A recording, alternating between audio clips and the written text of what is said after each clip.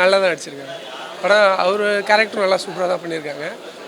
ஹீரோயினும் நல்லா சூப்பராக பண்ணியிருக்காங்க. நல்லா தான் இருக்குது. ஆமாம், எல்லாருமே புதுசாக. ஒரு சில ஆக்டர் ஆல்ரெடி பார்த்து இருக்காங்க. எல்லோரும் ஒரு புது கண்டென்ட்டை கொண்டு வந்திருக்காங்க. லாஸ்ட்டில் ஒரு புது கண்டென்ட் கொண்டு வந்திருக்க மாதிரி இருக்குது படத்தை. மியூசிக்கில் நல்லா தான் இருக்குது.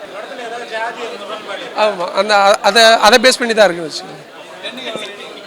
ஒரு 7 அப்படி. நல்லா இருக்குங்களா? நல்லா இருக்கு சார், நல்லா இருக்கு படம். சூப்பர் ஆக்டிங் நல்லா இருக்கு. எல்லாமே சூப்பராக இருக்கு. எல்லாமே நல்லா இருக்கு. இளையராஜா மியூசிக் நல்லா இருக்கு சார். சார் கதை ஜாதியை வச்சு அடிப்படையாக எடுத்திருக்காங்க. ஆனால் நல்லா ஒரு மாற்றத்தை ஏற்படுத்தக்கூடிய ஒரு படம். நல்லா இருக்கு.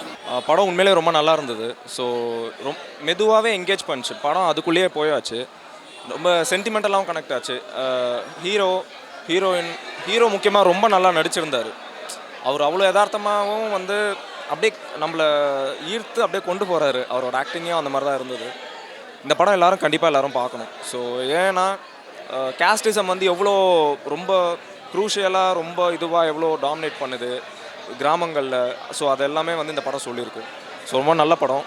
கட்டாயமாக எல்லாருமே பார்க்கக்கூடிய படம். ஏஜ் கேட்டகரி அப்படிலாம் எதுவும் பிரிக்க வேண்டிய அவசியம் கிடையாது. எல்லாருமே இந்த படம் கண்டிப்பாக பார்க்கணும். பேரன்பும் பெருங்கோபமும் ரொம்ப நல்ல படம். எல்லோரும் பார்க்கணும். அவர் நடிக்கிறாருன்னே தெரியல, வாழ்ந்திருக்காரு மனுஷன். ஏன்னா அப்படியே ஏன்னா ஒரு ஏஜ் டிஃப்ரென்ஸ் இருக்குது. அவர் காலேஜ் படிக்கும் போதாக இருக்கட்டும், அப்புறமா ஒரு வேலைக்கு போகிறது, ஒரு ஃபேமிலி மேன், அப்புறம் ஏஜ் வயசானவராக வர்றாரு. ஸோ எல்லாமே அதுக்கு ஆப்டாக அப்படியே பண்ணியிருக்காரு.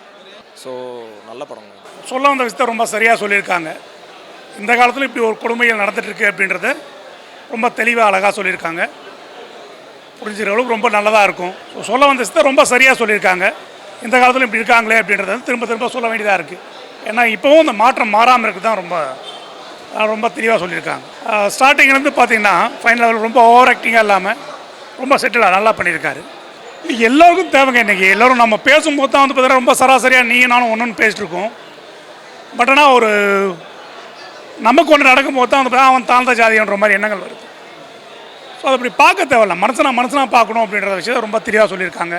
பட் ரொம்ப அருமையாக இருக்குது, பொருத்தமாக இருக்குது. ஆமாம் கண்டிப்பாக 8. எனக்கு தமிழ் அவ்வளோ தெரியாது. நல்லா இருந்துச்சு. கான்செப்ட் நல்லா இருக்குது, புதுசாக இருக்குது. டெஃபினெட்லி நல்லா தான் இருக்குது. பிடிச்சிருக்கு, ரொம்ப பிடிச்சிருக்கு. ஆணவக்குழுமை, அதாவது ஜாதி ஒழிக்கணுன்ற மாதிரி தான் சொல்லியிருக்காங்க. நல்லா இருக்குது. ஹீரோவோட ஆக்டிங் ரொம்ப நல்லா இருக்குது, சூப்பராக இருக்குது. ஃபஸ்ட் படம்னு சொன்னாலும் ஓகே தான், அவர் நல்லா தான் நடிச்சிருக்காங்க. நல்லா இருக்குது, பார்க்க நல்லா இருக்கும். யங்ஸ்டர்ஸ்க்கெல்லாம் ரொம்ப பிடிக்கும். லவ் ஸ்டோரிலாம் நல்லா இருந்தது. கண்டிப்பாக பார்க்கலாங்க சார். அருமையாக எடுத்திருக்காங்க. பல வருஷமாக மறைக்கப்பட்ட உண்மையெல்லாம் வந்துட்டு இருக்குது. இதே போல் மக்கள் திருந்தணும். இன்னமும் அப்படியே தான் இருக்காங்க. பல ஊர்களில் இது நடந்துட்டு தான் இருக்குது, மறைக்கப்பட்டு தான் இருக்குது.